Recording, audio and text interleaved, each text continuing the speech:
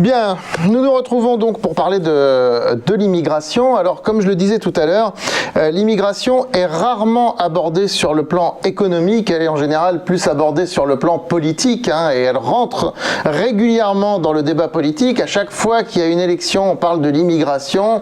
Alors, il y a tous ceux qui disent que l'immigration, c'est pas bien. En face, il y a ceux qui disent que c'est bien. Nous allons aujourd'hui nous abstenir de jugements moraux, mais nous allons parler de l'économie. Alors, déjà, de manière empirique, moi, si j'observe un peu l'immigration, sans parler de ce que ça coûte, de ce que ça rapporte, je constate que dans tous les pays, il y a des gens qui ont mené de très belles carrières, qui ont vraiment apporté quelque chose au pays et qui étaient des gens issus de l'immigration. Alors, je pense bien sûr au fondateur d'Apple, Steve Jobs, qui est né aux États-Unis, mais qui était d'origine syrienne.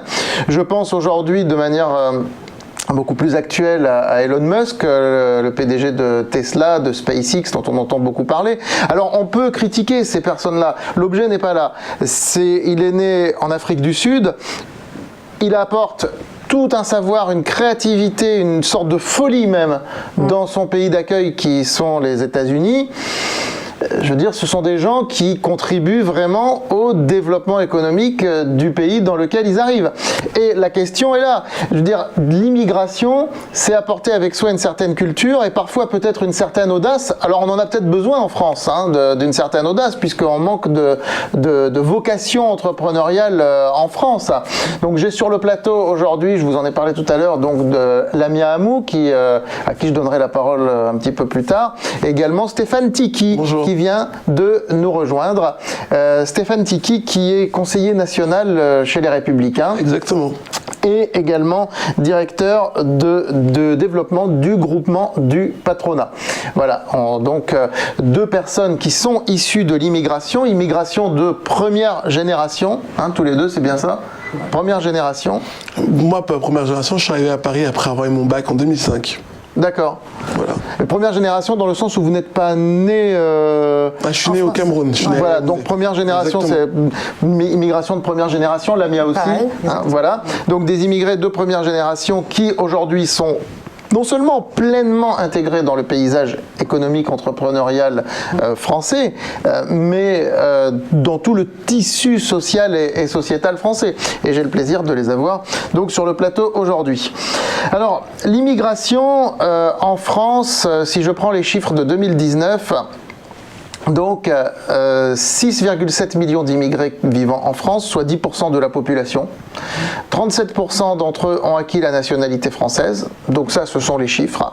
Alors, ces 10% de la population en France, qu'est-ce que ça coûte et qu'est-ce que ça rapporte si je parle vraiment de manière bêtement en termes économiques, en termes comptables, froidement. L'immigration, ce que ça coûte, alors il n'y a pas énormément de chiffres là-dessus, c'est pour ça que ce ne sont pas des sujets dont on parle beaucoup dans la presse économique, parce qu'il y a peu d'études là-dessus. On estime, d'après de l'OCDE, que dans un pays comme la France, l'immigration coûte 10 milliards d'euros par an. 10 milliards d'euros par an. Alors, certains vont dire 10 milliards, mais vous vous rendez compte, tout l'argent qui part pour les immigrés, 10 milliards, ce n'est que 0,5% du PIB, de la richesse nationale. Je vous rappelle que le PIB français est de 2000 milliards environ. Bon, il était à 2300, 2200, 2300, il a un peu chuté avec le Covid. On est retourné juste au-dessus des 2000 milliards. Donc, ce ne sont que 0,5% de la richesse nationale. Donc ça, c'est ce que ça coûte.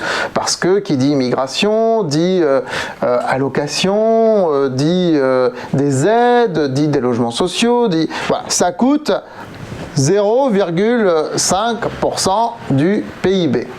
Qu'est-ce que ça rapporte ? Alors là, c'est beaucoup plus compliqué à mesurer, parce que ce que ça rapporte, il faut le voir à long terme en fait. Et il y a une étude très intéressante qui a été faite par l'université d'Oxford, donc la très très sérieuse université d'Oxford. Alors ça ne concerne pas la France, mais ça concerne l'Angleterre et l'Allemagne, qui sont deux pays très proches en termes à la fois en termes de population, en termes de puissance économique, de puissance militaire pour l'Angleterre surtout, donc des voisins immédiats. Donc je pense que c'est comparable, même si les cultures sont pas tout à fait les mêmes. Ce sont des pays comparables. Alors, cette étude a estimé que si la Grande-Bretagne et l'Allemagne avaient stoppé net, fini, l'immigration, en 1990. Donc, fermer les frontières, on ne reçoit plus d'immigrés. Leur PIB en 2014, donc 14 ans après, aurait été inférieur d'environ 10% à ce qu'il fut à l'époque.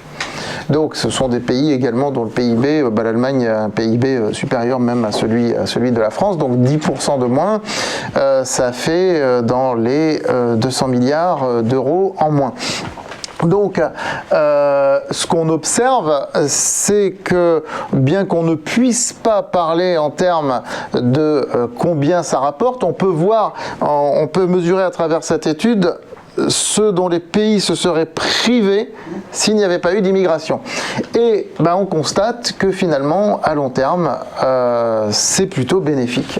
C'est plutôt bénéfique pour le PIB d'un pays, comme je vous le disais tout à l'heure, donc en raison de l'apport d'une audace, d'une culture, d'une volonté entrepreneuriale et des développements internationaux, parce qu'il faut bien voir aussi que les gens qui proviennent de l'immigration gardent souvent des contacts dans leur pays d'origine et peuvent nouer des business avec les pays d'origine, etc.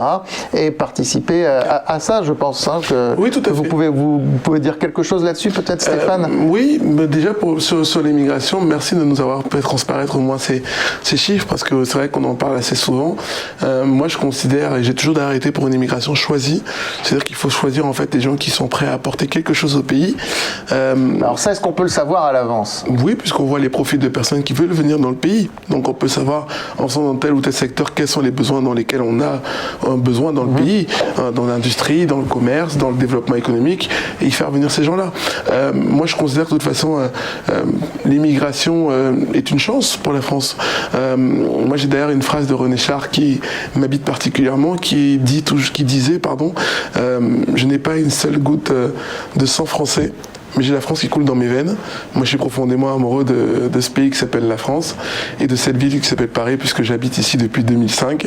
Et je pense que les gens qui viennent en France, c'est parce qu'il y a aussi cette migration étudiante dont on n'a pas parlé, parce que les étudiants... Migration étudiante, oui, tout à fait. Et puis après, qui restent. Certains résument ça aux allocations, aux aides, au logement, mais il y a aussi ceux qui viennent pour justement apprendre ce savoir-faire français, qui vont peut-être après pouvoir mettre en place dans leur pays dans lequel ils viennent, qui sont des pays d'ailleurs comme la Suède, comme la Norvège, comme l'Espagne, mais aussi des pays du continent africain et tant d'autres. Donc je pense que voilà, pour moi il y a d'abord cette histoire commune aussi. Moi, vous l'avez précisé tout à l'heure, je travaille pour le groupement du patronat francophone. Il y a ce lien-là avec la francophonie, donc le fait de partager la même langue. Et du coup, on s'est dit ici, on partageait aussi ce développement économique avec tous ces pays qui parlent ensemble le français. Donc c'est vrai d'avoir cette histoire commune, cette langue commune. J'ai en mémoire des personnalités africaines qui ont marqué l'histoire de la France. Je pense en particulier à Léopold Senghor. C'est à lui que je pensais aussi quand vous avez parlé de personnalités africaines qui ont marqué l'histoire de la France. Voilà, qui a été ministre en France d'ailleurs, on l'a pas assez dit, et qui est le premier président de la République du Sénégal. Et j'en ai un autre, moi, qui m'a beaucoup marqué aussi, c'est Félix Houphouët-Boigny, qui l'a fait aussi pour la Côte d'Ivoire, qui après avoir été ministre en France. Donc vous voyez, il y a une vraie histoire commune entre les pays francophones et la France. Donc le fait qu'il y ait ce lien-là, et on a aussi beaucoup de Français, parce qu'on parle d'immigration. La France a une relation toute mais aussi de l'émigration. Avec l'Afrique, qu'elle soit du Nord ou plus centrale, de la même manière que les États-Unis ont ce rapport avec l'Amérique du Sud. Je vous dirais d'ailleurs qu'on parle d'immigration aujourd'hui, et je voulais féliciter Lamé Hamou pour son bouquin dont on aura la possibilité d'en parler tout à l'heure. On en parlera tout à l'heure. Mais on ne parle pas assez d'émigration, parce qu'il y a aussi pas mal de Français qui vont s'installer. Tout à fait, la France est une tradition. La France est une tradition à la fois d'immigration, on amène des gens, mais aussi d'émigration. Parce que le nombre de Français, 2 millions de Français à peu près qui vivent à l'étranger, c'est ça, d'expatriés. Tout à fait. Et répartis un peu dans l'ensemble du monde. Oui, mais les grandes entreprises françaises, pour ne pas les citer, comme Total, comme Bouygues, comme Colas, c'est ces entreprises qui sont beaucoup implantées dans d'autres pays, et c'est du bien, qui font du bien dans les pays dans lesquels ils sont implantés, et ça revient aussi, c'est du bien pour la France, puisque c'est un savoir-faire français qui se développe aussi à l'international. Donc voilà, moi je pense qu'il faut, vous avez dit tout à l'heure, je suis conseiller national des Républicains, l'homme qui m'a donné envie de m'engager en politique, c'est Nicolas Sarkozy. Sarkozy, qui lui aussi, on peut dire d'ailleurs, vient d'ici et d'ailleurs, puisqu'il a des origines aussi. C'était même un argument de campagne. Au-delà d'un argument de campagne, c'est même un fait réel. Donc Nicolas Sarkozy disait d'ailleurs qu'il était pour cette immigration choisie, cette sélection, de dire voilà, on a et moi je dis souvent ça à mes amis, on a des gens bien de tous les côtés et des gens moins bien de tous les côtés. C'est-à-dire qu'il faut garder ceux qui sont là, qui aiment la France, et ceux-là, il faut les choyer. Et par contre, c'est vrai que ceux qui nuisent au pays, qui font des attentats ou autres, ceux-là, ils sont mauvais. Donc du coup, pour moi, ils n'ont pas leur place dans le pays. Très bien.